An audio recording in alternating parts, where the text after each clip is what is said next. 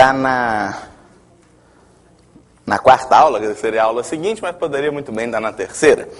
Que é assim, eu vou escrever no quadro para vocês, e depois vocês vão receber as anotações. Bom, primeiro todo mundo sabe o que é um número primo, mas a gente vai lembrar a definição. Definição é um inteiro n maior ou igual a 2 é primo se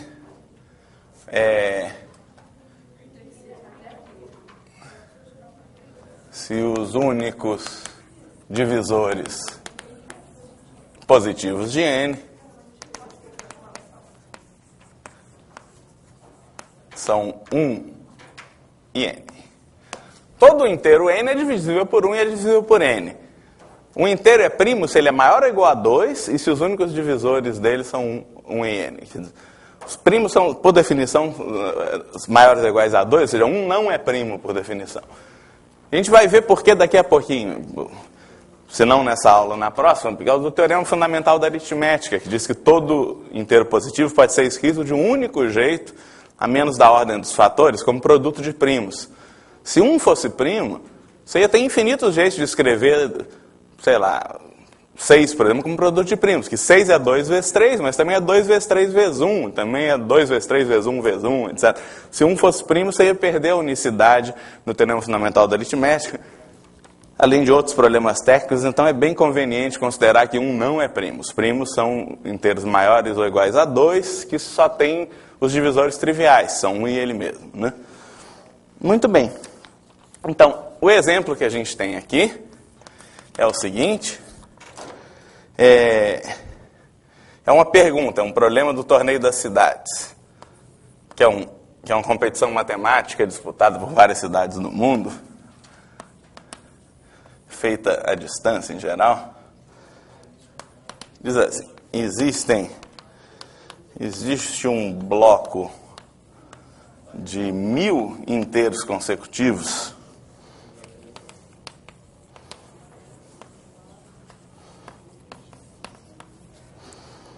contendo apenas um primo.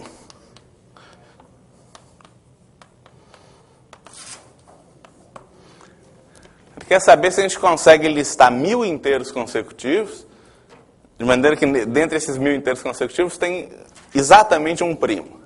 O resto, os outros números são todos compostos. Né? Hã? Tem que responder essa pergunta.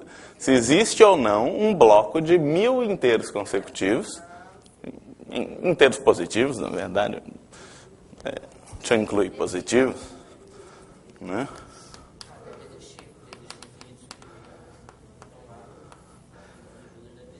Contendo apenas um primo.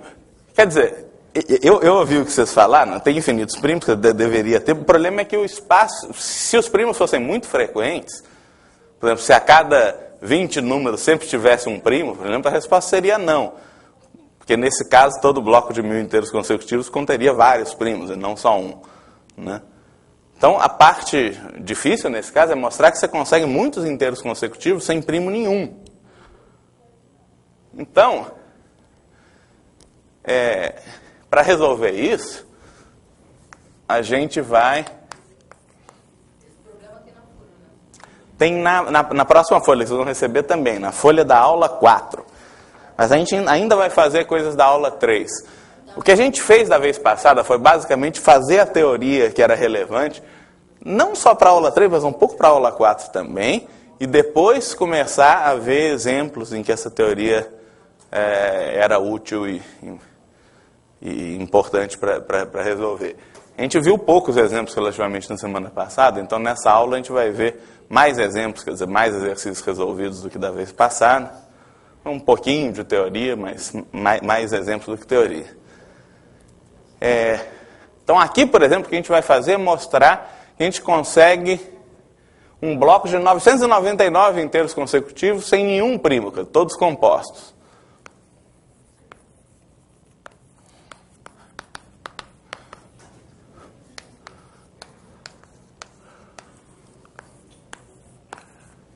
Né?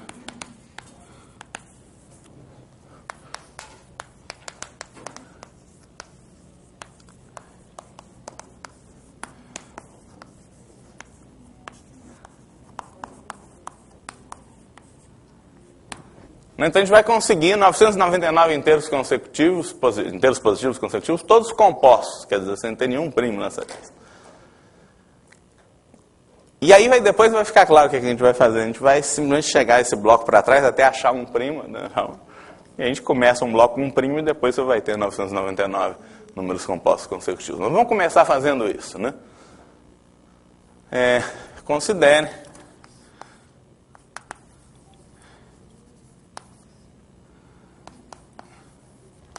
para isso o número. Então a gente vai olhar primeiro para 1000 fatorial. 1000 fatorial é 1 vezes 2 vezes 3 até 1000, né?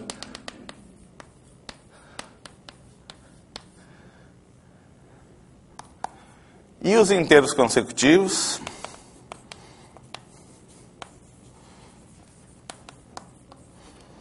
Mil fatorial mais 2, 1000 fatorial mais 3, 1000 fatorial mais 4, etc., até 1000 fatorial mais 1000. Quantos inteiros tem aqui?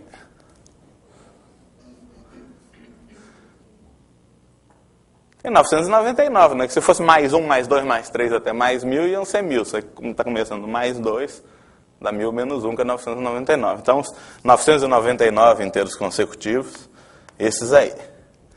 Eu afirmo que esses caras são todos compostos. Por quê? Por exemplo, por que 1000 fatorial mais 2 é composto?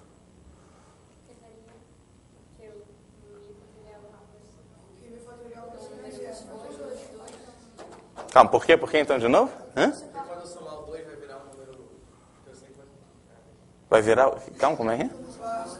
Vai ser par, né? 1000 fatorial é claramente par. E 2 também. Então 1000 fatorial mais 2 é par. E não é 2. Todo número par maior que 2 é composto. É 2 vezes alguma coisa, que não é 1, né?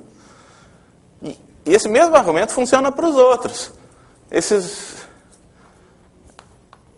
Eles são todos compostos, pois 1000 fatorial mais k, você pode fatorar, isso é múltiplo de k, é k que multiplica 1000 fatorial sobre k mais 1 para todo k entre 2 e 1000. Esse cara é claramente inteiro, porque 1000 fatorial é 1 vezes 2 vezes 3 vezes 4, etc. até 1000. O k está entre 2 e 1000, o k está aqui no meio. 1000 fatorial é múltiplo de todos esses inteiros positivos k, com k variando entre ele. É múltiplo de 2, ele é múltiplo de 3, é múltiplo de 4 e é múltiplo de 1000. Então esse 1000 fatorial sobre k é sempre inteiro. Você soma 1, dá um inteiro positivo, maior que 1. K vezes esse troço é uma fatoração não trivial de 1000 fatorial mais k. Ele é produto de dois inteiros positivos maiores que 1, portanto ele é composto. Né? Então a gente mostrou, exibiu explicitamente, 999 inteiros positivos consecutivos, todos compostos, nenhum deles primo. Pois é, e o primo? Bom, a gente sabe que tem algum primo menor que 1000 fatorial, né? Tem vários primos menores que 1000 fatorial. Tem 2, tem 3, tem 5, tem 7... O negócio é olhar para o maior primo, que é menor que 1000 fatorial. Desculpa, que é menor que 1000 fatorial mais 2. Eu não sei se 1000 fatorial mais 1 é primo, acho que não. Mas não dá para saber facilmente. Quer dizer, tem que pensar, tem que olhar módulo 3, módulo 6, sei lá, é complicado. 1000 fatorial mais 1 não tem nenhum fator primo menor que 1000, mas poderia ter fatores primos maiores. Eu acho que ele não é primo, mas a fatoração é complicada, mas não importa se a gente sabe ou não. O negócio é olhar para o maior primo, seja P, o maior número primo,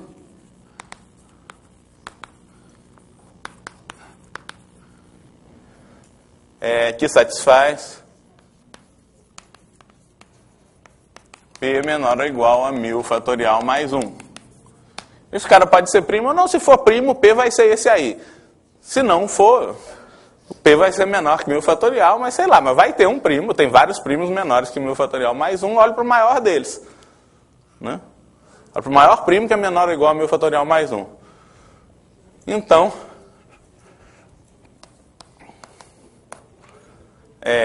bom, P é primo, e P mais 1, P mais 2, até P mais 999 são compostos.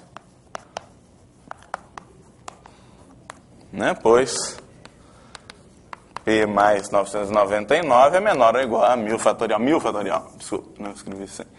1000 fatorial mais 1.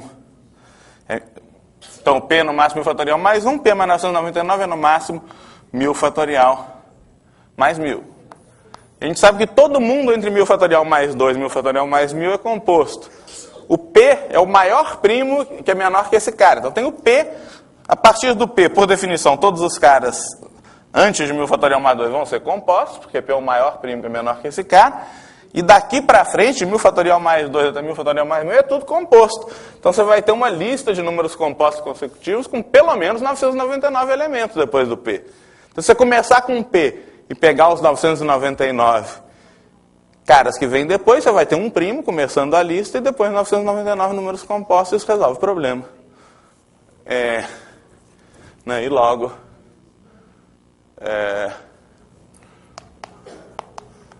Logo a resposta é sim. É sim.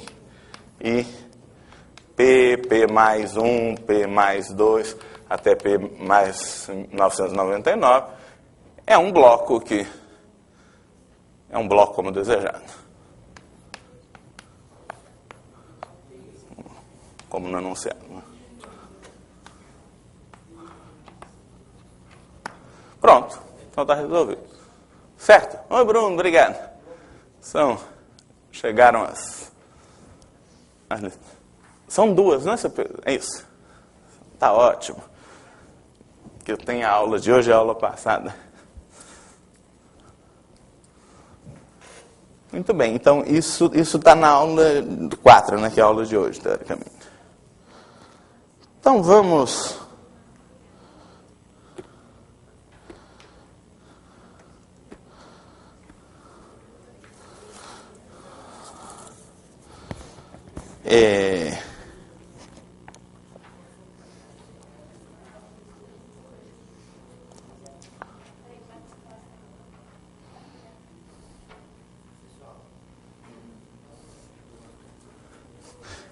Então vamos para ganhar, vamos fazer um bem rápido, que é o exemplo 13, deixa eu pular um aqui, da Olimpíada Cearense de 2005, se entendi bem.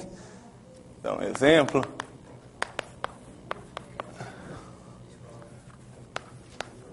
Que é assim, determinar, também é uma pergunta meio de sim ou não, né?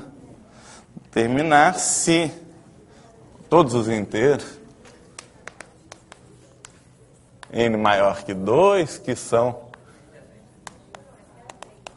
divisíveis.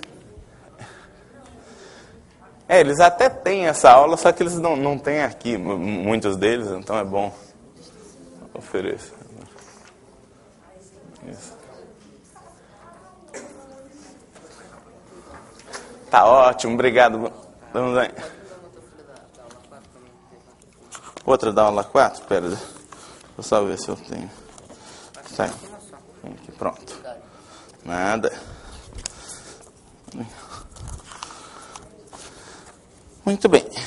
Bom, e depois a gente vai voltar para aula 3, mas que são divisíveis por todos os primos menores que n.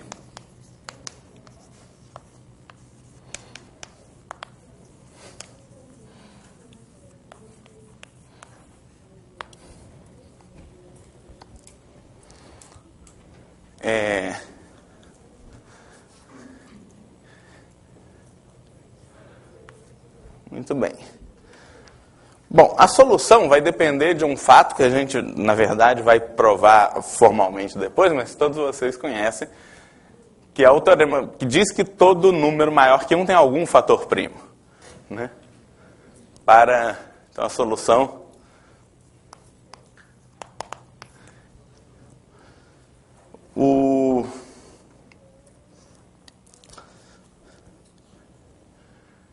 Então, a gente...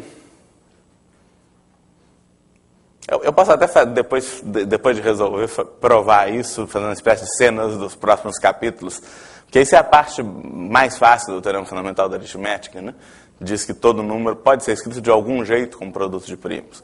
A parte que dá mais trabalho é provar que esse jeito é único. Mas que dá para escrever como produto de primos é a parte fácil que eu vou fazer para tornar completa essa solução.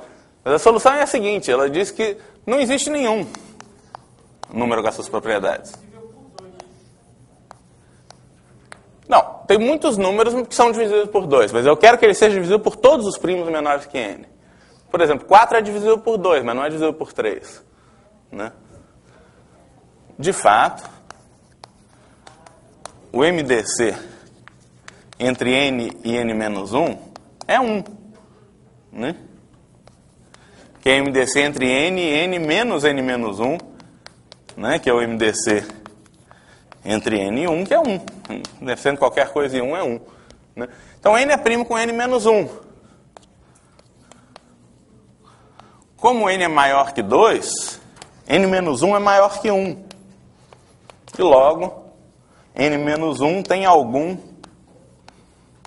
divisor primo p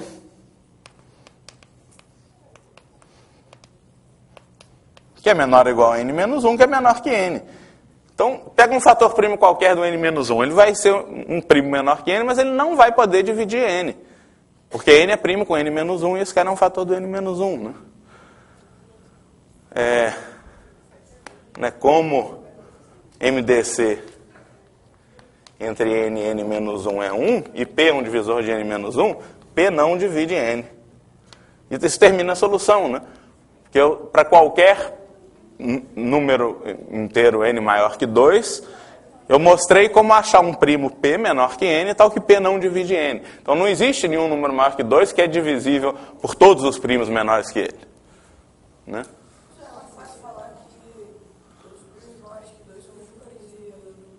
Mas n é um número qualquer. N pode ser ímpar, pode ser par. N pode ser 1000 fatorial. Tem um monte de fatores primos. Mas mesmo 1000 fatorial não é divisível por todos os primos menores que 1000 fatorial. Mas é divisível por 2, por 3, por 5, por 7, por 11, por 13. Por todos os primos até 1000. Mas... Tá, então deixa eu...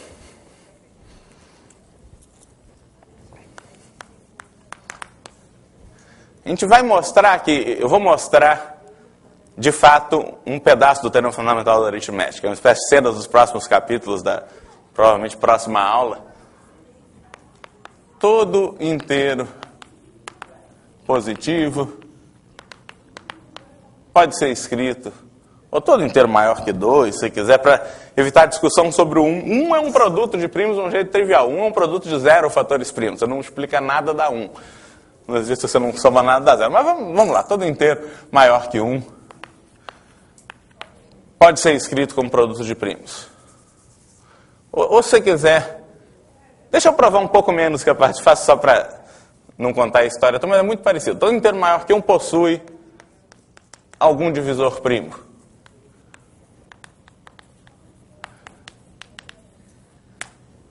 Isso pode ser provado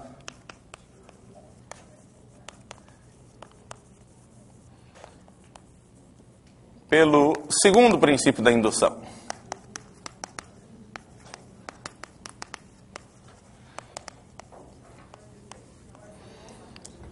Se você quiser por indução.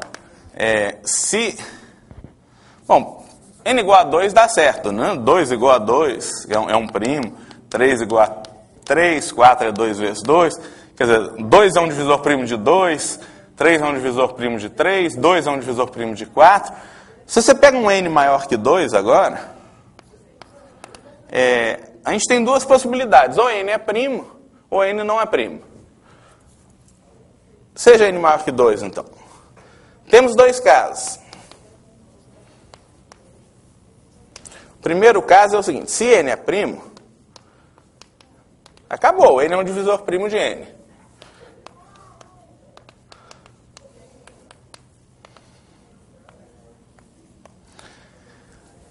O segundo princípio da indução funciona assim. Eu vou supor que essa propriedade vale para todos os números menores que n e vou provar que ela vale para n também.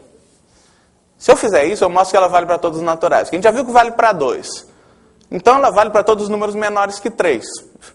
Portanto, se eu fizer esse argumento, eu vou mostrar que ela vale para 3. Ela vale para 2 e para 3, então ela vale para todos os números menores que 4. Então tem que valer para 4. Vale para 2, 3 e 4, então vale para todos os números menores que 5. Então tem que valer para 5 também, e assim por diante. Né? Tem que valer para todos os naturais. Então, se n é primo, n é divisor primo de n. Se n não é primo, n é composto.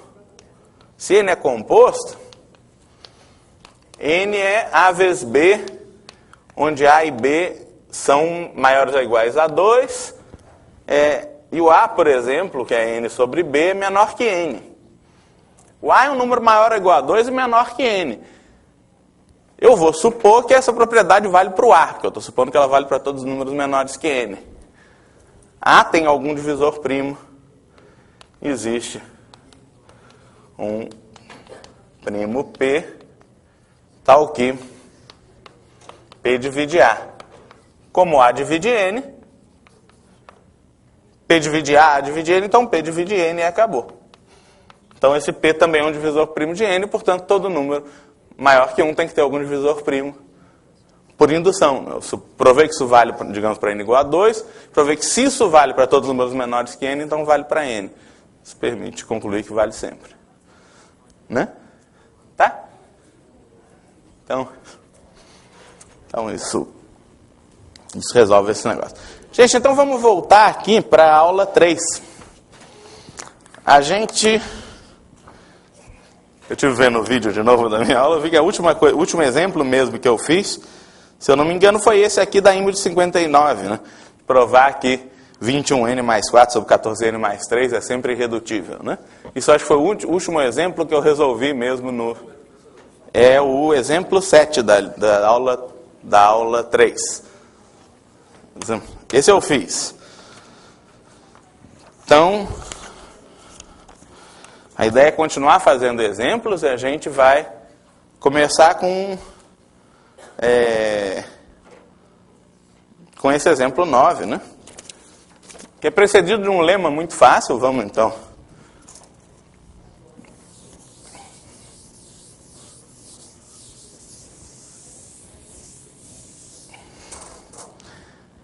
Seguir a ordem.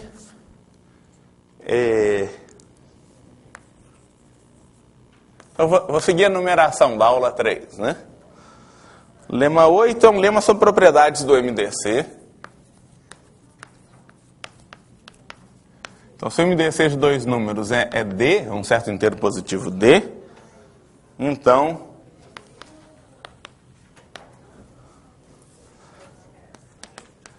se K for diferente de 0, o MDC não é com K inteiro positivo? K natural, né?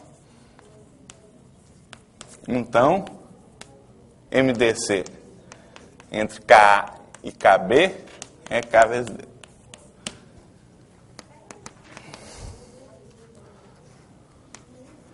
E a segunda diz se o MDC entre A e C for 1, então MDC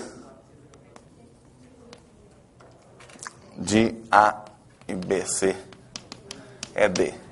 Vamos provar isso. A gente já tem mecanismos suficientes para provar isso. Ele diz aqui que esse lema vai ser provado na próxima aula, mas como a gente já fez bastante teoria, a gente está em condições de provar isso diretamente, né? Então, o fato fundamental sobre o MDC é o fato dele poder ser escrito sempre como uma combinação linear dos dois números com coeficientes inteiros.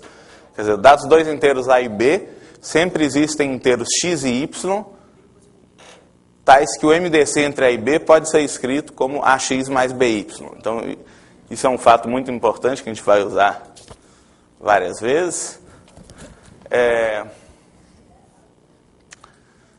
Muito bem, como é que a gente faz prova 1, por exemplo, né? D divide A implica que K vezes D divide K vezes A, né? E D divide B implica que K vezes D divide K vezes B. Portanto, K vezes D, como é um divisor comum de K e KB, ele vai dividir o MDC entre K e KB. Né? Qualquer divisor comum de dois caras divide o MDC entre eles. Né? O que eu quero mostrar é que K vezes D, de fato, é o MDC, não tem nenhum número maior do que ele que seja um divisor comum de A e B. Então, se existisse, quer dizer, se existisse, sei lá, um D-til, né, por exemplo, então, o MDC, então, de K e KB, né, vai ser KD vezes um certo D-til, um D-til inteiro positivo.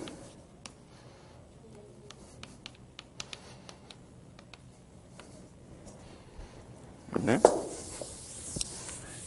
Esse D-til tem que ser 1, ele não pode ser maior que 1, porque, dá uma olhada, porque, como esse cara é o MDC, né, KD D-til é o MDC de KA-KB, ele tem que dividir KA em particular. Ou seja, KA dividido por KD D-til, que eu posso simplificar o K, né? A sobre D D-til é inteiro. Ou seja, D D-til divide A. Do mesmo jeito,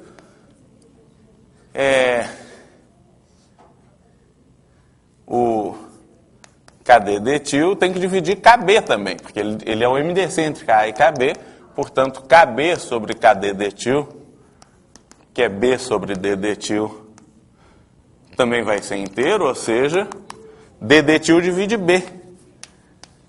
Então, D D-til divide A, D D-til divide B, ou seja, o D D-til divide o MDC entre A e B, que é D. Agora, se D D-til divide D, o D e D-til são inteiros positivos, o D-til tem que ser 1. Né? Não é? Porque isso dividido por isso dá 1 sobre D-til. 1 sobre D-til tem que ser inteiro. D-til é inteiro positivo, D-til tem que ser 1. O único divisor positivo de 1 é 1. Né? Tá? Então, o D-til é 1, ou seja, o MDC entre KA e KB, que era KD D-til, na verdade é o KD, como a gente tinha prometido. Tá? Então, isso prova o item 1. O MDC entre K e KB é KD. O 2.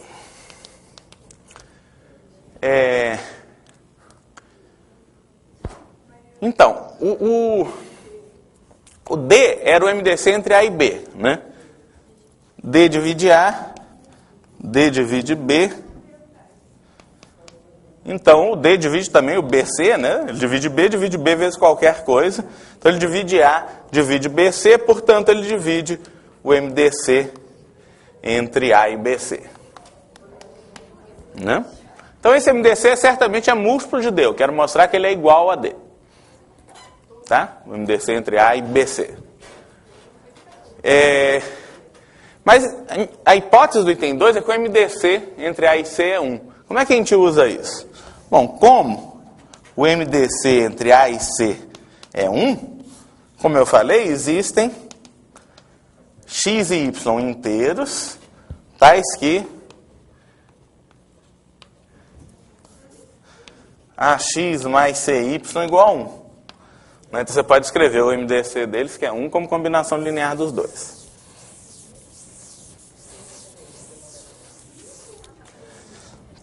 Tá? Então agora a ideia é, tem um BC no meio, né? Então a ideia agora é multiplicar tudo por B, para aparecer o BC. Multiplicando tudo por B,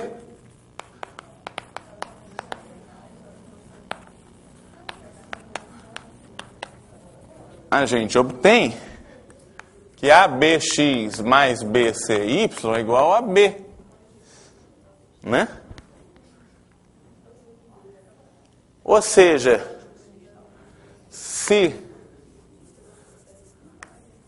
D-til é o MDC entre A e BC, né, que é o troço que está em questão,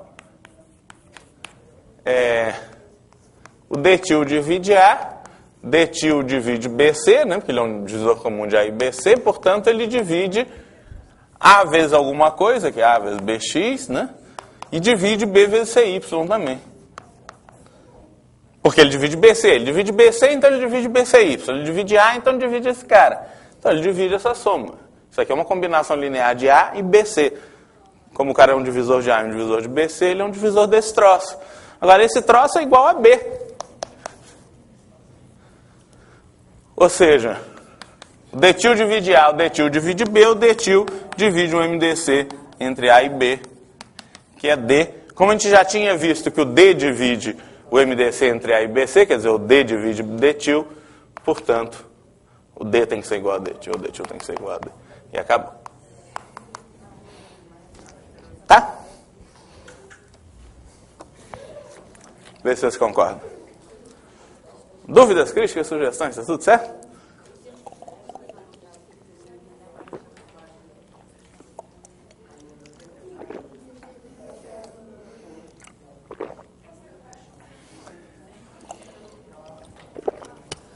Então vamos lá. Exemplo 9 da Olimpíada Inglesa.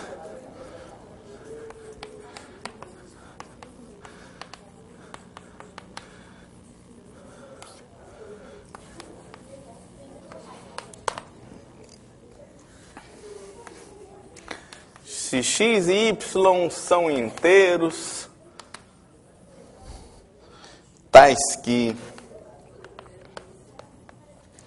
xy divide... Não, desculpa, 2xy divide x2 mais y2 menos x. Prova que x é um quadrado perfeito. Olha.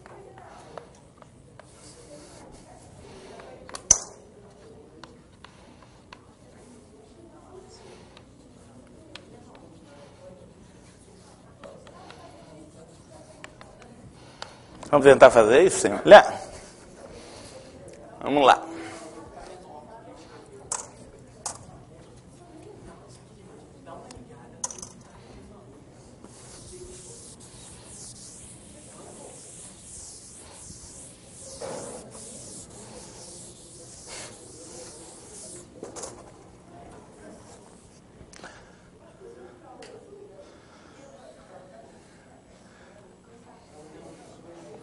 Vamos lá?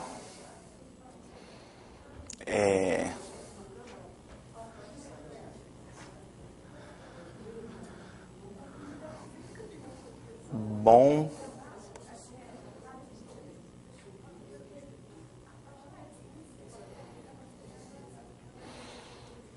Isso. O x divide y ao quadrado. Vamos pensar um pouquinho, né? Também estou... Pensar junto com vocês, na verdade. Não lembro mais como é que faz isso. Então, é bom. Bom, dá para descobrir algumas coisas, né? Vamos descobrindo coisas e vendo se a gente chega numa solução. Bom, se 2xy divide isso, em particular o x divide isso, né? Então, x divide x2 mais y2 menos x, portanto, x divide y2. Então, todo fator primo que apareça em y tem que aparecer em x também, né?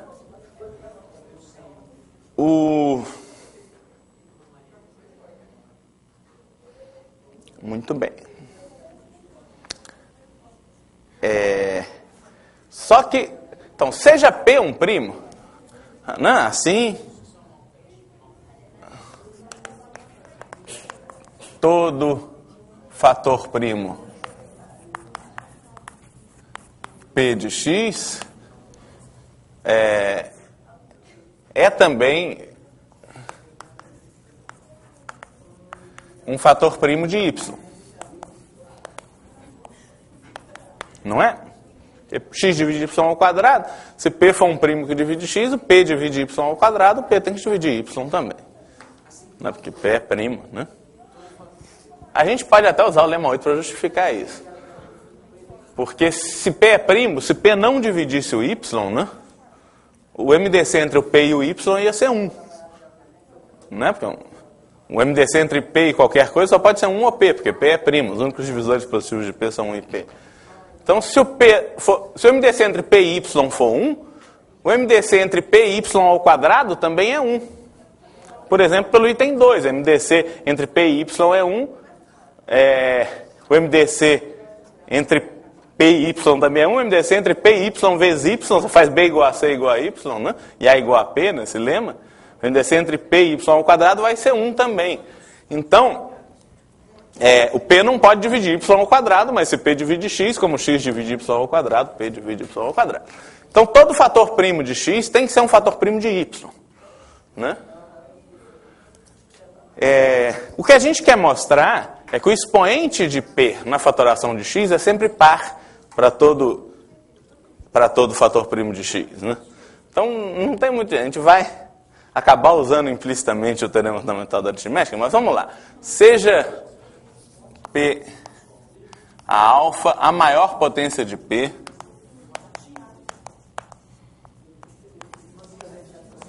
que divide X,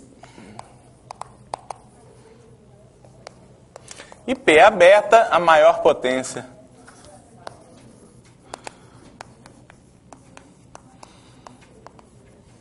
de P que divide Y. Tá? Muito bem. A gente...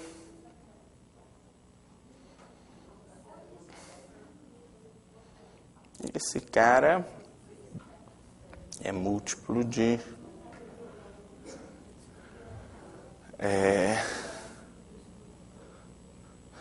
Então, P alfa divide aquele negócio, né? P alfa mais 1. Isso. 2xy é múltiplo... Não, x é múltiplo de P alfa, y é múltiplo de P a beta. De P alfa mais beta. Né? Onde... Bom, alfa mais beta é pelo menos alfa mais 1, né? Alfa mais beta é maior que alfa. Porque a gente viu que P divide Y também, né?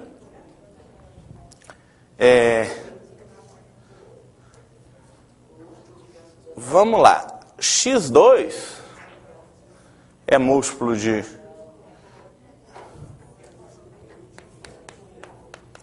É múltiplo de P a 2 alfa. Y2 é múltiplo de P a 2 beta. E, bom, e X, né? Porque o X é múltiplo de P alfa, então X2 é múltiplo de P a 2 alfa. Y é múltiplo de P a beta, então Y2 é múltiplo de P a 2 beta. A gente sabe que 2 alfa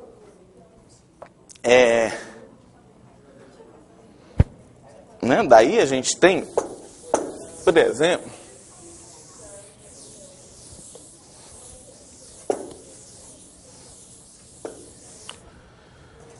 né? Como alfa mais beta é maior que alfa, 2xy é múltiplo, por exemplo, de P alfa mais 1.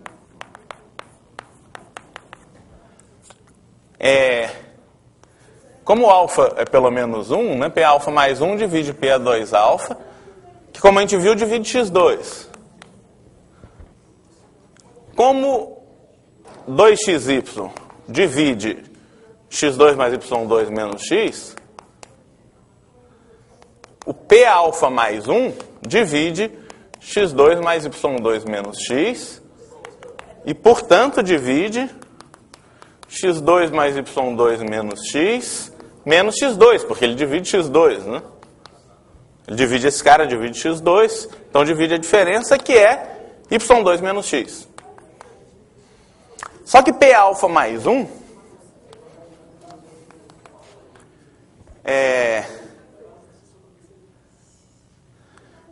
P alfa mais 1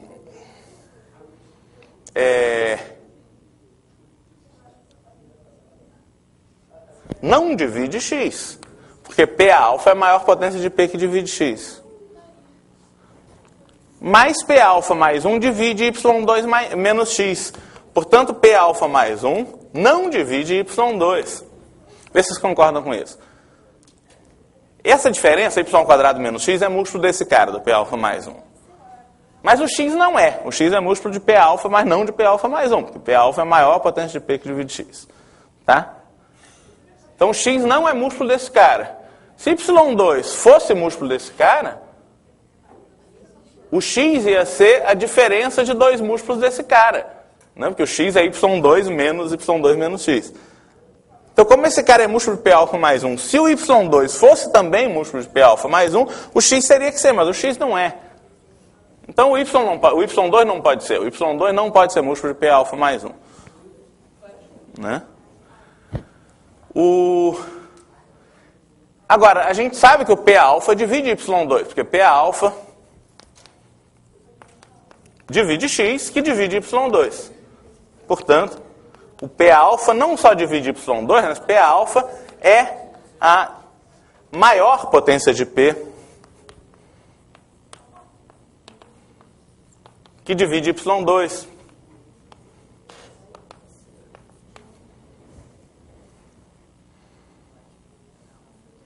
Agora, a maior potência de P que divide y é P beta. A maior potência de P que divide y2 é P 2 beta. Portanto, alfa é igual a 2 beta. E, portanto, é par. E, portanto, x é um quadrado perfeito.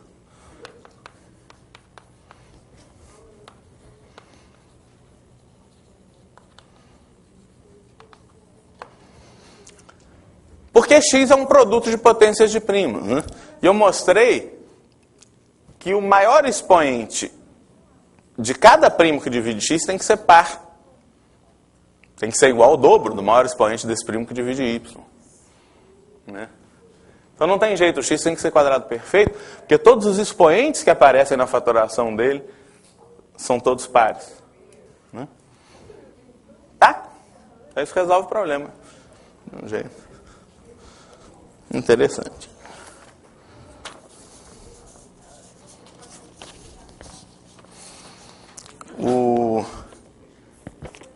Então, isso é a minha solução do problema. A solução do Samuel é um pouco diferente, talvez.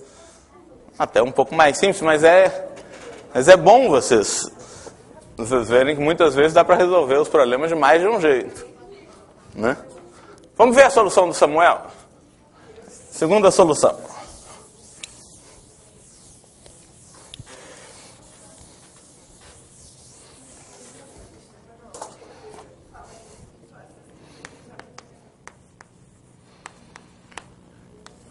A segunda solução é interessante, porque você sempre pode, você tem números, tem problemas de divisibilidade, você pode sempre considerar o MDC dos dois números e escrever o x como o MDC vezes alguma coisa, o y como o MDC vezes outra coisa. Então, seja D o MDC entre x e y. Então, o x é D vezes A e o y é D vezes B, digamos. Onde, bom, A e B são inteiros, primos entre si. Porque o MDC entre DA e DB é D vezes o MDC entre A e B. Só que o MDC entre DA e DB é o MDC entre x e y, que é D. Então, D vezes o MDC entre A e B é D, pelo lema anterior, né?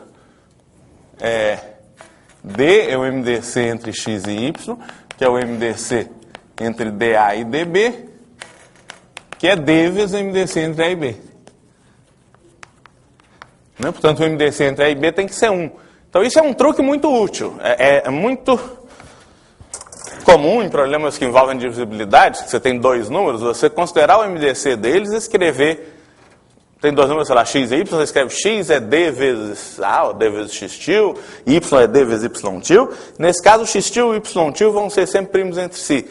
Você sempre pode escrever como MDC vezes caras que são primos entre si, quando você tem qualquer par de números. Isso é muito útil, nesse caso é útil também. Porque nesse caso, se você troca x por dA e y por dB, o enunciado fica assim. 2d tio, 2d ao quadrado, né? dA vezes dB, d ao quadrado AB divide D2A2 mais D2B2 menos x, quer dizer, menos dA. Então a gente pode dividir tudo por d, né? Isso é a mesma coisa que de ver aqui. 2DAB divide dA2 mais dB2 menos A. Né? Então, de fato, esse negócio vai implicar que o D divide A, né? D divide A. Mas, como a gente vai ver, o D não pode dividir o B, porque o A e o B são primos entre si.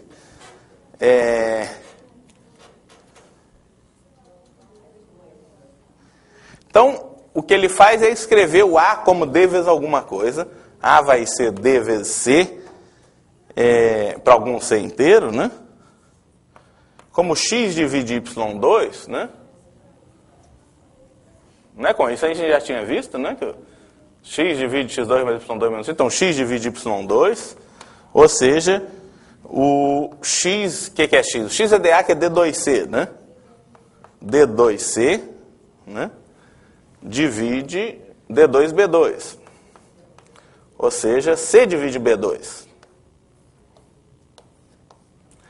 Agora, o A e o B são primos entre si. Com mais razão, o C e o B são primos entre si.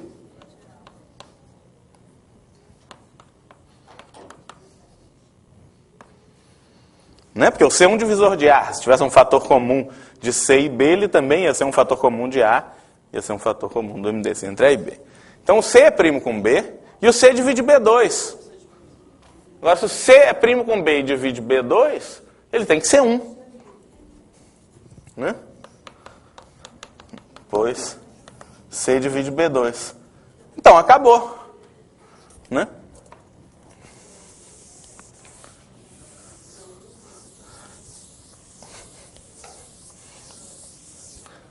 Por que acabou? Porque, então, quem que é o x? O x é dA, o A é dC, então o x é D2C, só que eu provei que o C é 1, então o x é D2, e acabou, o x é quadrado perfeito. Então isso dá outra solução bonitinha, de fato mais rápida que a outra, mas... Então essa é a solução oficial, você está dizendo que é uma solução alternativa, mas é bom vocês verem que às vezes tem mais de um jeito de a gente atacar o mesmo problema.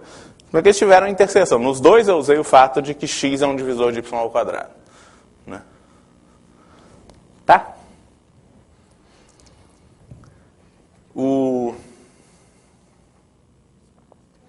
Então vamos fazer mais exemplos, né?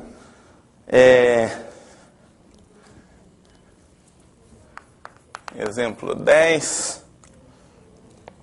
Diz assim, no planeta X existem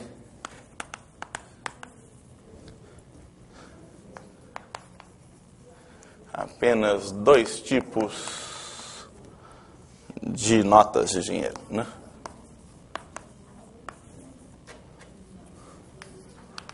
Estamos falando um pouco exótico.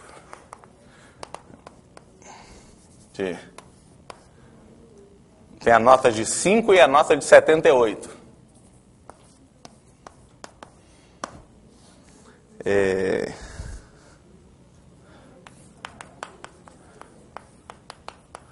É possível, recebendo troco, pagarmos exatamente 7 por alguma mercadoria?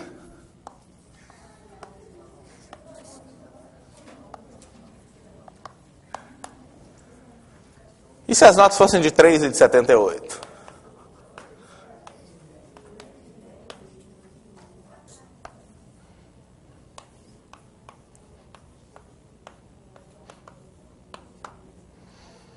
Né? Esse não é difícil, não. Como é que faz isso?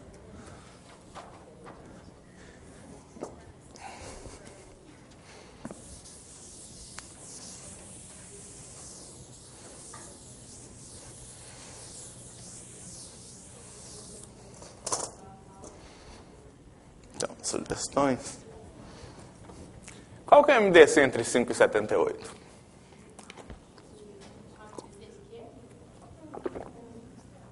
5 e 78.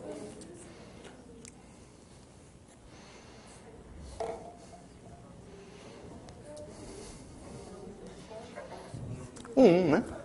Porque 5 é primo e 5 não divide 78. Então, o MDC tem que ser um divisor de 5, só pode ser 1 ou 5. Mas se fosse 5, 5 tinha que dividir 78, mas não divide. Então,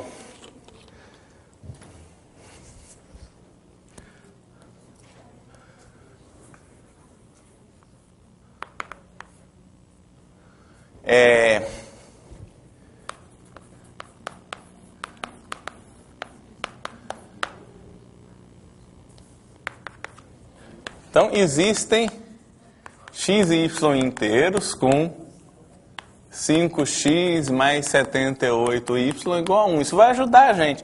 De fato, a gente pode achar esses inteiros explicitamente via o algoritmo de Euclides. A gente pode dividir 78 por 5. 78 é 25 vezes 5. Não, 25 não. 15 vezes 5, né, que é 75. Mais 3, né? 75 mais 3. 5 é 1 vezes 3 mais 2. E 3 é 1 vezes 2 mais 1. Ou seja, 1 é 3 menos 2. Quem que é 2? É 5 menos 3. Então é 3 menos 5 menos 3. Ou seja, é 2 vezes 3 menos 5. Mas quem que é 3? 3 é 78 menos 15 vezes 5. Então é 2 vezes 78 menos 15 vezes 5. Menos 5. Então olha só. Vai dar 2 vezes 78. Menos 15 vezes 2. Menos 30 vezes 5. Menos 5. Quer dizer, menos 31 vezes 5. Então isso mostra como é que vamos fazer isso explicitamente. 31 vezes 5 dá 155. 12 vezes 78 dá 156. Então, de fato, isso aqui menos isso dá 1. Tá certo. Então, você pode pagar 1. Você pode pagar 1 com 2 notas de 78, recebendo de troco 31 notas de 5. Né? Se você pode pagar 1, você pode pagar qualquer coisa inteira. Né? Você pode pagar K, você dá 2K notas de 78 e recebe de troco 31K notas de 5. Né? Então, 2 vezes 78... 2 vezes 78 menos 31 vezes 5 dá 1. A pergunta é se dá para pagar 7. Dá, né? Então, multiplicando tudo por 7, 14 vezes 78 menos 7 vezes 30, 210, 217, né? Menos 217 vezes 5 dá 7. Dá até para simplificar, na verdade. Isso a gente pode somar 78 vezes 3 aqui, diminuir 5 vezes 3. Diminuir 5 vezes 3 não dá. Diminuir 5 vezes 3 vai dar menos 1 aqui. Se eu somar. Quanto é que é 78 vezes 3? É 210, 24, 234. 234 menos 217 dá 17. Dá para fazer de um jeito um pouquinho mais simpático, né? Fazer 17 vezes 5, de um jeito bem mais simples. 17 vezes 5 menos 78 menos... 17 vezes 5, quanto é que é? 85. 85 menos 78 dá 7. Então pronto, menos 78 dá 7. Então dá para pagar de um jeito mais simples, mas essa igualdade mostra que dá para pagar qualquer coisa, mais importante. Você pode observar isso diretamente. Dá. Você dá 5 notas, você dá 17 notas de 5 e ganha uma nota de 78 de troco. Tá bom. Mas essa igualdade mostra que dá para pagar, talvez de um jeito complicado, dá para pagar qualquer coisa. Se você quiser pagar a conta deu K, você dá 2K notas de 78, recebe de troco 31K notas de 5 e dá certo. O resultado vai dar K. Né? Então dá para pagar qualquer coisa porque o MDC é 1. E o outro item não dá porque o MDC não é 1 e não é múltiplo de 7, não é divisor de 7. Quer ver? Que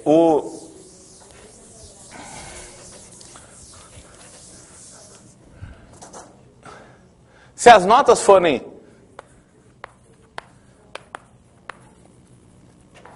de 3 e de 78, não dá. Pois 3 divide 78. E, portanto, 3 divide qualquer coisa da forma 3x mais 78y.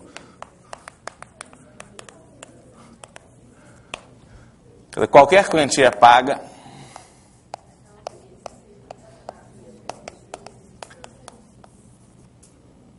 deve ser múltiplo de 3.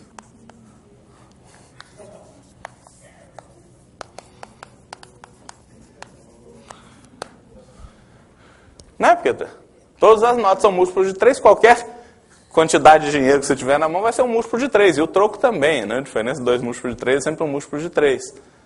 E 7 não é um múltiplo de 3, então não dá para pagar uma conta de 7 com notas de 3 e de 78. Né? Muito bem. Vamos ver. O que mais que a gente faz? Oi. Tudo bem? Claro. Recomendação de sempre, né? Qualquer coisa que vocês quiserem perguntar, vocês podem me interromper a qualquer momento. Vamos lá.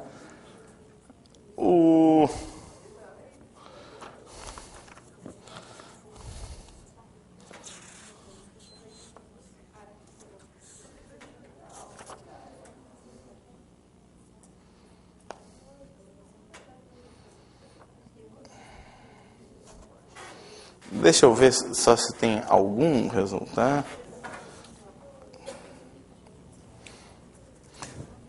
Sim, peraí, tem uma coisinha, uma observação, digamos, teórica que é importante, que é muito simples, e que vai aparecer em vários problemas, que é sobre o MMC, né?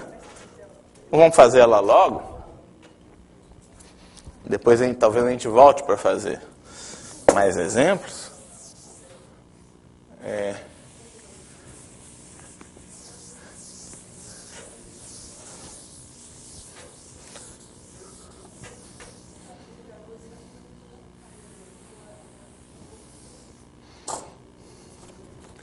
Né? Então, a definição. Dados inteiros não nulos A1, A2, AN, dizemos que um inteiro B é múltiplo comum. Múltiplo comum de A1, A2, AN se todos esses caras forem divisores de B. Né,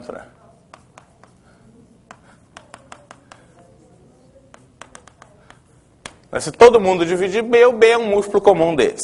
A gente diz que o B é o menor múltiplo comum.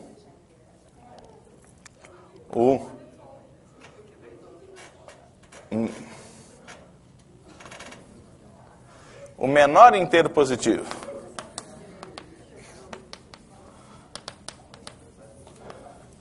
que é um múltiplo comum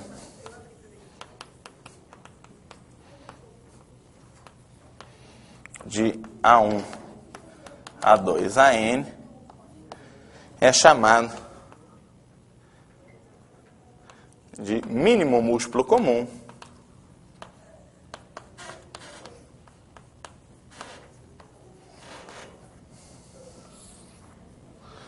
de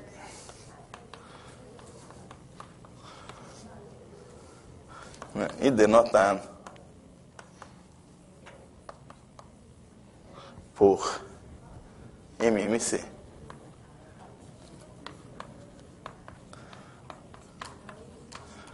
Por MMC de A1, A2, etc. Muito bem.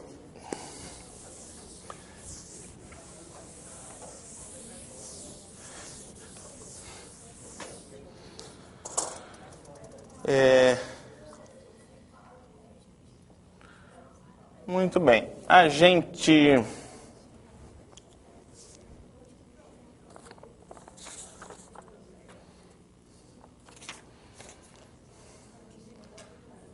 tá bom. E a gente tem uma proposição que é bastante útil, que diz assim: se A e B são inteiros não nulos,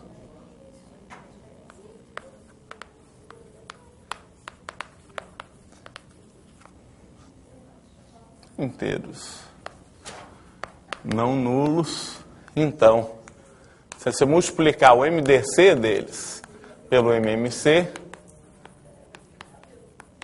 isso dá sempre A vezes B, o módulo de A vezes B. Eu falei só inteiros, eles podem ser negativos, mas se forem inteiros positivos, se você multiplicar o MDC pelo MDC de dois números, dá a mesma coisa que o produto dos dois números. Vamos provar esse negócio. Deixa eu primeiro só fazer uma observação que sempre existe um múltiplo comum de n números quaisquer. Você tem n inteiros positivos, desculpa, você tem n inteiros não nulos quaisquer, não precisam ser positivos. Sempre existe um inteiro positivo que é múltiplo comum deles todos. Observação ou exemplo, módulo de A1 vezes A2, etc., vezes AN, né, é múltiplo comum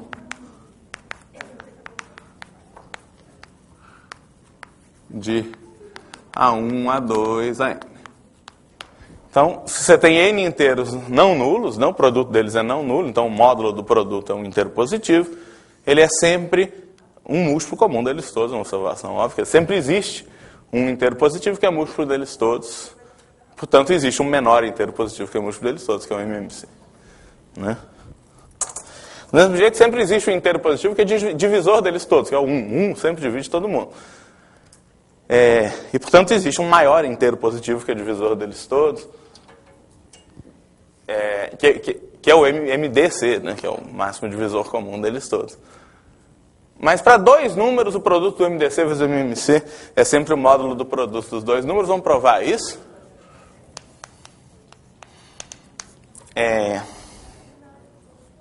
Então, seja D o MDC entre A e B.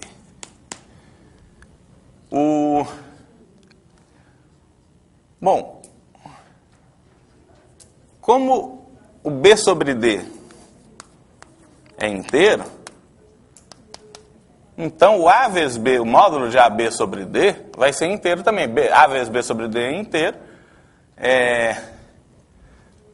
O A é esse cara não só vai ser inteiro, mas o A vai ser um divisor de AB sobre D, que é A vezes 1 inteiro, né? Portanto, A é um divisor de módulo de AB sobre D. Que é módulo de AB sobre D, porque D é positivo, né? Então, módulo de AB sobre D é múltiplo de A. Do mesmo jeito, A sobre D é inteiro. Portanto, B é um divisor de AB sobre D. Porque isso é A sobre D vezes B, né? E A sobre D é um inteiro. Ou seja, B é um divisor também de módulo de AB sobre D, que é módulo de AB sobre D. Então, módulo de AB sobre D é um divisor comum desses dois caras. É um múltiplo comum desses dois caras. Eu quero mostrar que módulo de AB sobre D é o MMC, é o menor múltiplo comum dos dois. Eu já mostrei que ele é um múltiplo comum dos dois. Né? Como D é o MDC entre A e B, existem x e y inteiros com AX mais BY igual a D. Né? Logo,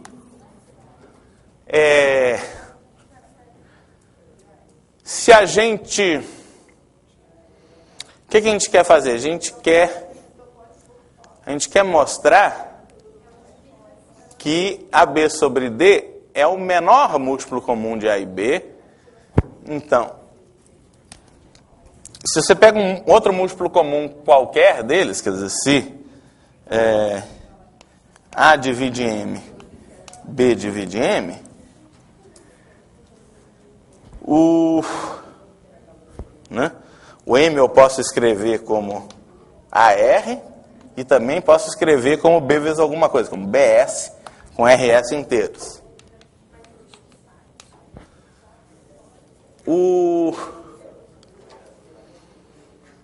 Se eu multiplicar esse cara por SX, deixa eu ver, vai ficar RS vezes D. Então, peraí, deixa eu pensar para não falar besteira.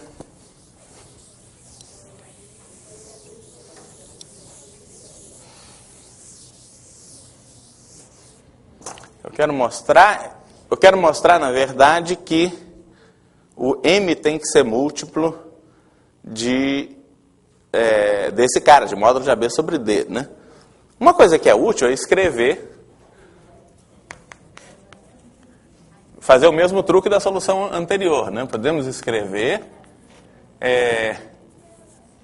A como sendo D vezes ATIL, B como sendo D vezes BTIL, e agora o MDC entre ATIL e BTIL é 1, né?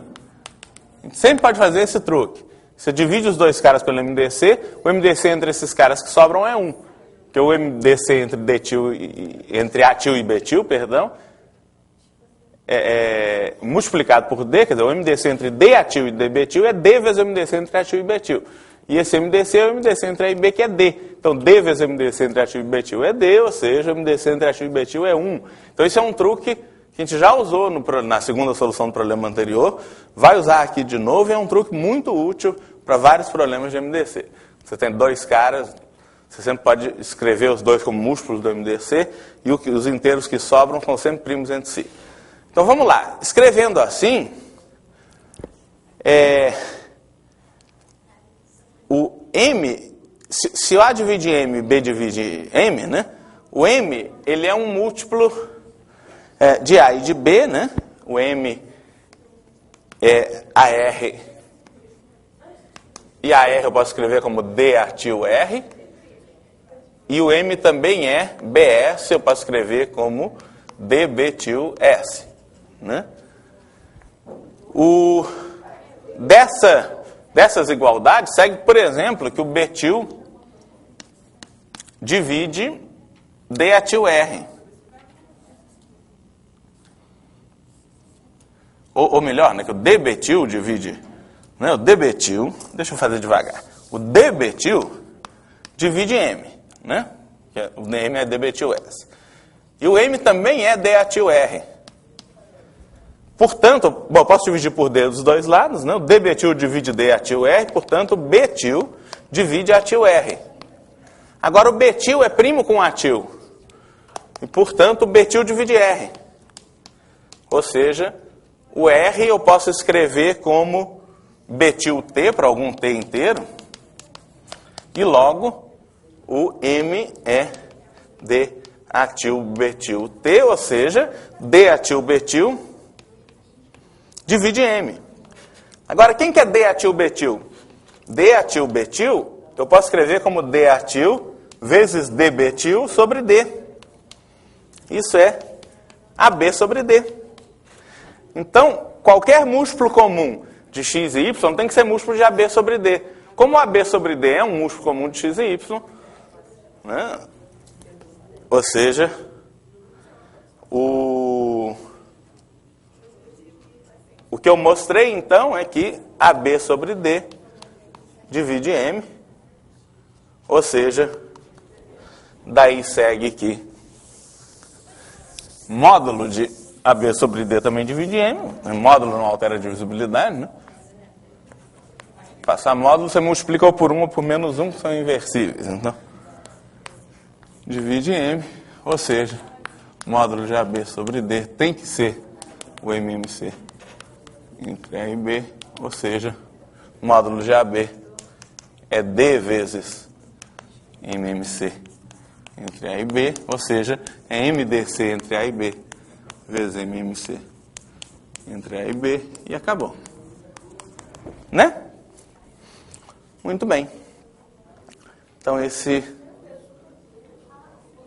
proposição não é óbvia, mas é muito útil, né, para calcular. E ela também é uma consequência do teorema fundamental da aritmética. Dá para provar isso olhando para a fatoração prima e escrevendo o MDC e o MMC em termos da fatoração prima. A gente vai ver isso quando for ver o teorema fundamental da aritmética. Fala.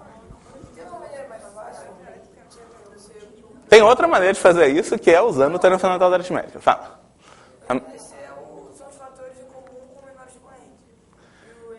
É isso que você está falando o que eu disse. Mas você está usando o teorema fundamental da aritmética que a gente ainda não provou. Por que, por exemplo, se um primo divide um produto de potências de outros primos, ele tem que estar no meio? Por que a fatoração é única? Quer dizer, você está usando a existência e unicidade de fatoração para fazer isso. De fato, para calcular o MDC, você pega os primos que aparecem na fatoração de A e B ao mesmo tempo, com os menores expoentes possíveis. E para o MMC, você pega os primos que aparecem em alguma das duas com o maior dos expoentes. E o menor mais o maior dá a soma dos dois expoentes, de fato. O menor é um deles, o maior é outro. Você tem toda a razão. A gente vai fazer essa prova também. Só que essa prova, por enquanto, não vale, porque a gente ainda não provou o teorema fundamental da aritmética, justamente. Então, mas você tem toda a razão. Mas, de qualquer jeito, nem todo problema que usa o fato do MDC ser combinação linear sai com o teorema fundamental da aritmética. Quer dizer, isso é um negócio que é útil em vários outros casos. Bom, então vamos... Minha impressão é que não tem mais nada de teoria na aula 3, mas tem outros exemplos interessantes na aula 3. Vamos tentar continuar com a aula 3, idealmente matar a aula 3, né?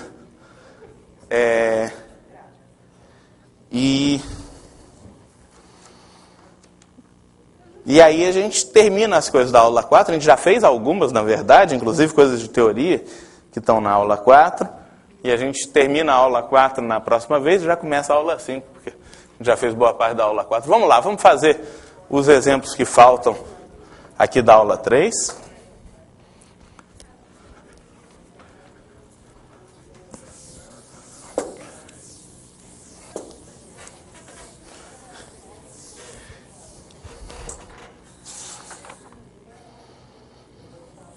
Bem...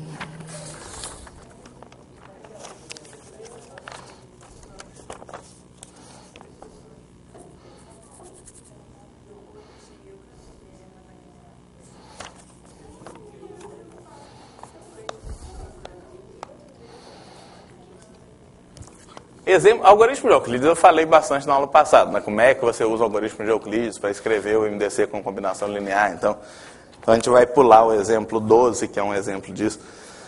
É um exemplo só numérico de você fazer o algoritmo de Euclides para achar o MDC desses dois caras. Vamos fazer o exemplo 15, que é um exemplo da Olimpíada Russa de 95.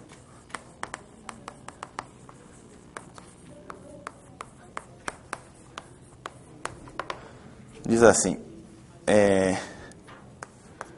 a sequência, ele fala sobre uma certa sequência de números naturais. A sequência A1, A2, etc. de naturais satisfaz MDC entre a I e a J é igual ao MDC entre I e J para todo I diferente de J. Então você tem uma sequência com essa propriedade. O MDC entre, sei lá, entre o A7 ou A21 é a mesma coisa que o MDC entre 7 e 21, que no caso é 7. Né? Mas, então isso é um fato geral.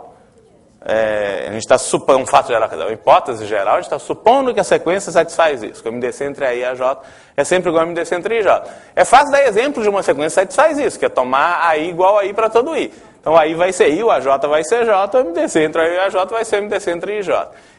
E a conclusão do problema é que essa é a única sequência que satisfaz isso. Prove que a I igual a I para todo I. Então, esse exercício é bacana. Né? Deixar vocês pensarem um pouquinho.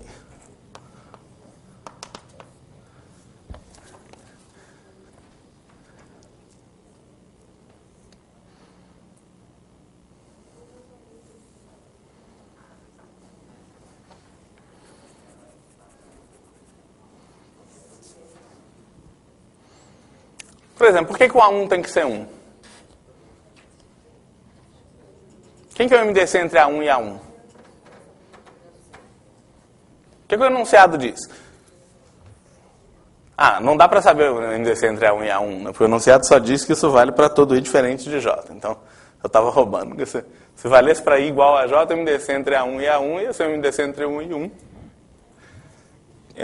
Que é 1, né? Então... O MDC entre A1 e A1 é 1, que obviamente implica que A1 tem que ser 1. Se ele fosse maior que 1, ele... Muito bem, mas não vale isso. Não só vale para I diferente de J. Senão fica muito fácil. O MDC entre AJ e AJ era o MDC entre J e J, que é J.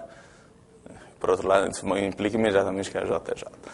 Mas a gente só tem direito de usar isso para I diferente de J. Então, por exemplo, o MDC entre A1 e qualquer coisa é 1. Né? De A1 e AJ é o MDC entre 1 e J, que é 1 para qualquer J. Né? Então o A1 pode não ser 1, eu vou acabar mostrando que ele é 1, mas mesmo que ele não seja 1, ele tem que ser primo com todos os outros caras. Né?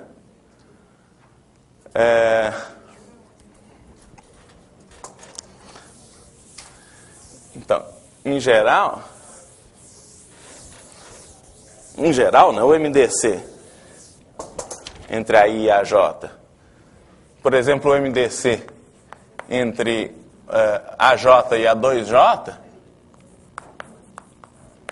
é o MDC entre J e 2J, que é J. Em particular, J divide a J, né? J divide a J, divide a 2J.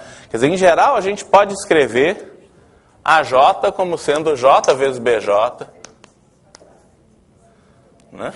Onde o BJ é inteiro. BJ é um natural. Né? Tá? Né? Que a gente viu que a J é sempre múltiplo de J, então eu posso escrever como J vezes alguém. Então vamos ver de novo essa condição. O MDC entre a I e a J é o MDC entre I e J, quer dizer, o MDC entre JBJ, entre I, BI e JBJ é o MDC entre I e J. Né? Então a condição eu posso escrever assim, né? Eu troco a J por JBJ, o MDC entre I vezes BI e J vezes BJ é o MDC entre I e J para todo I diferente de J. O que eu quero mostrar é que os BJ têm que ser todos iguais a 1. Não pode ter nenhum J maior que nenhum BJ maior que 1. Né?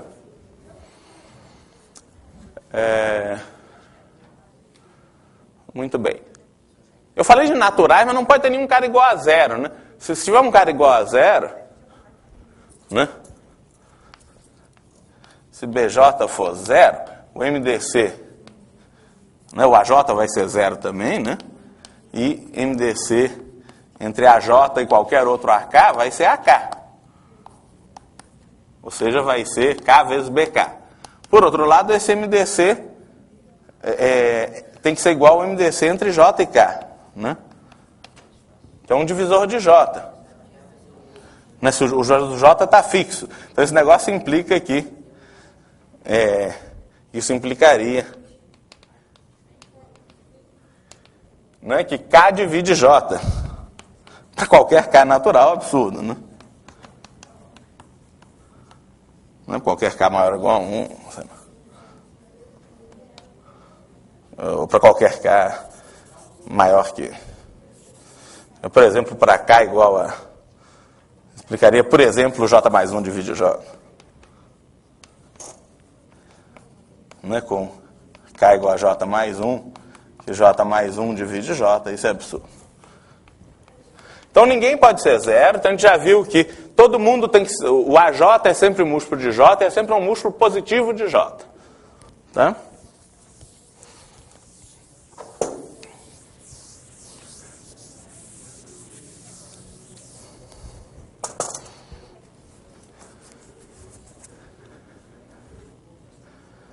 Muito bem. Eu quero mostrar que, de fato, os BJ têm que ser todos uns. Né? Então, vou escrever isso. Queremos mostrar que BJ é 1 para todo J. Né? E a gente vai tentar chegar numa contradição se algum BJ for maior que 1. Quer dizer, a gente vai mostrar que o MDC acaba sendo grande demais. Isso não vai ser tão difícil assim, porque se você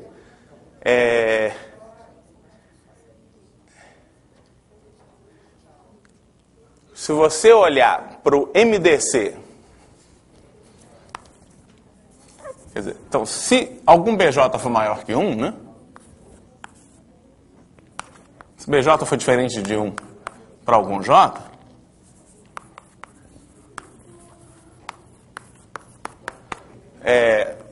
o BJ vai ser necessariamente maior que 1, porque 0 não pode ser, né? Como a gente já viu, né? E, portanto, o AJ, quem que é o AJ? É J vezes BJ, vai ser maior do que o J, tá? Então, o que eu vou fazer? Eu vou olhar para o A índice J e para o A índice AJ. MDC entre AJ e A índice AJ, por hipótese, né, tem que ser o MDC entre J e AJ. O AJ a gente já viu que é múltiplo de J. O MDC entre J e AJ é J. O J, obviamente, é o menor divisor comum dos dois, porque o MDC no máximo J, né, porque é um divisor de J. Como J é um divisor de AJ, esse MDC é J.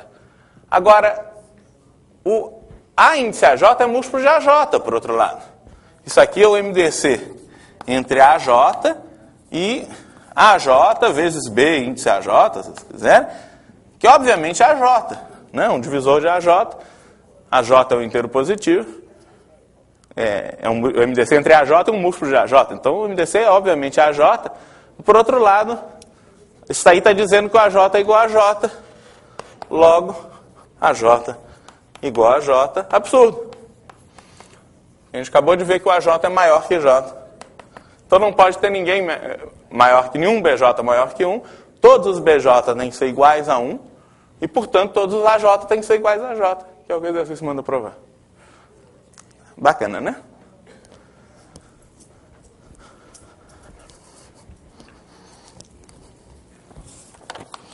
Vamos ver.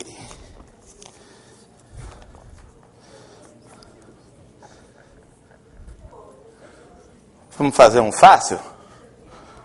Exemplo. Mostra que o MDC entre 2 a 120 menos 1 e 2 a 100 menos 1 é 2 a 20 menos 1.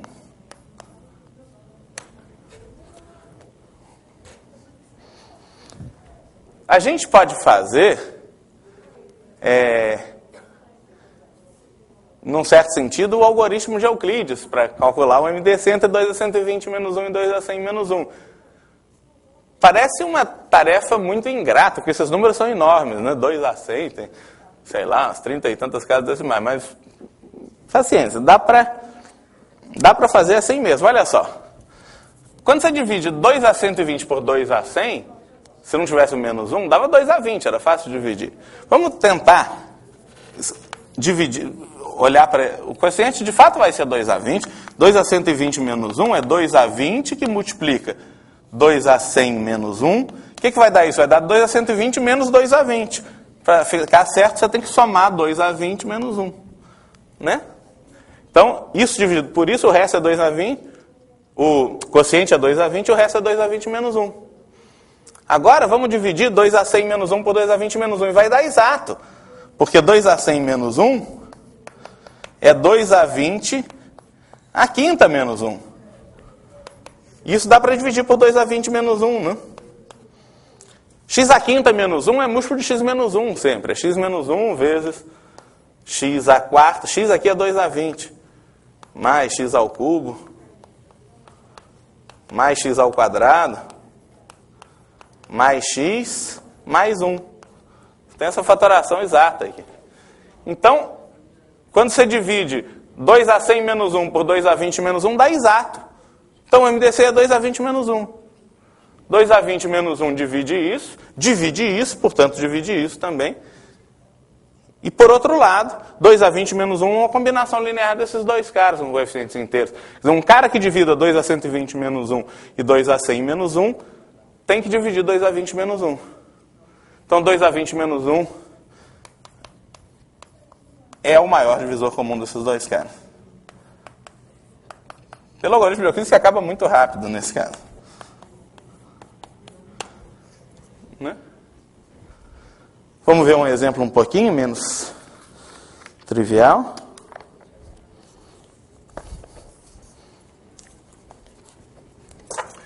Outro exemplo de uma Olimpíada Russa, uma Olimpíada Russa antiga, foi um exemplo fácil, Olimpíada Russa de 64. É um exemplo 17. Esse era o exemplo 16, né? Exemplo 17 agora. De novo dessa terceira aula. Olimpíada Russa.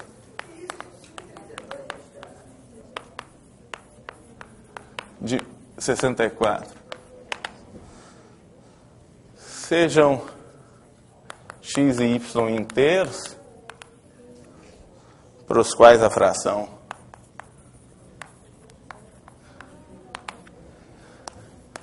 x2 mais y2 sobre xy dá inteiro. Determine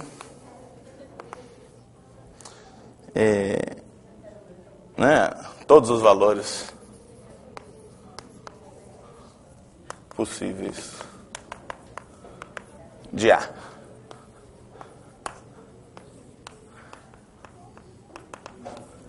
Vamos lá. Esse, de novo, é um exercício em que é muito útil escrever x como dx til. Mas eles não podem ser ambos nulos, senão o denominador é zero, isso não faz sentido. Y é dy til, o MDC de x til y til igual a 1. A gente já está fazendo direto esse truque. Você tem dois caras quaisquer, você pode escrever como, cada um deles como o MDC dos dois vezes outro cara, e esses caras, outros caras que aparecem são primos entre si. Né? Então isso está dizendo que xy divide x2 mais y2, né? Ou seja, que d2 x til y til, que é xy, divide x2 mais y2, que é d2 que multiplica x til 2 mais y til 2. Isso é equivalente a dizer que, eliminando d, né, que x til y til divide x til 2 mais y til 2. Tá? Certo? Dúvidas, críticas, sugestões? Tudo certo?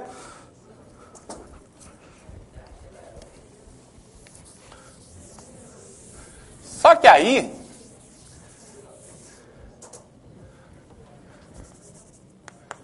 x til y til divide x til 2 mais y til 2. Em particular, x til divide x til 2 mais y til 2, ou seja, x til divide y til 2. E, portanto, x til ou é 1 ou é menos 1, pois MDC entre x til e y til é 1, portanto, o MDC entre x til e y til 2 também é 1. Né? Como esse cara é primo com esse cara divide esse cara tem que ser 1 ou menos 1. Isso é inteiro. Se fosse inteiro positivo, era 1. Como é só inteiro, pode ser 1 ou menos 1. Do mesmo jeito,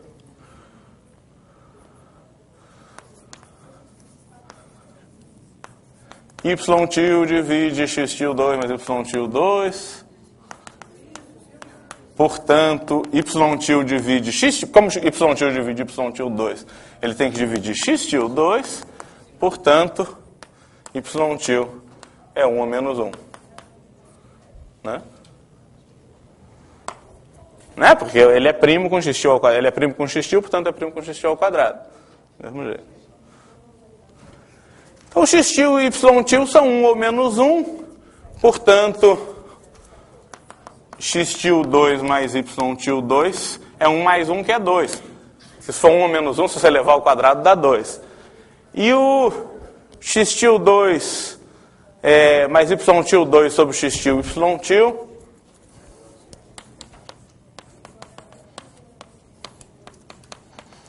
isso aqui, o numerador é 2, o denominador é 1 ou menos 1.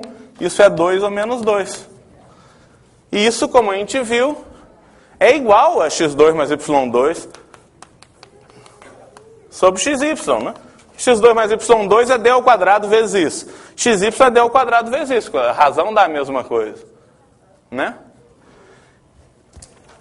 x2 mais y2 sobre xy era o tal a. Então o a só pode ser 2 ou menos 2. Né? Então a resposta é 2 e menos 2. De fato, os dois valores podem acontecer. Né? Se você fizer, por exemplo, x igual a y igual a 1, x igual a y igual a 1, isso dá x2 mais y2 sobre xy dá 2.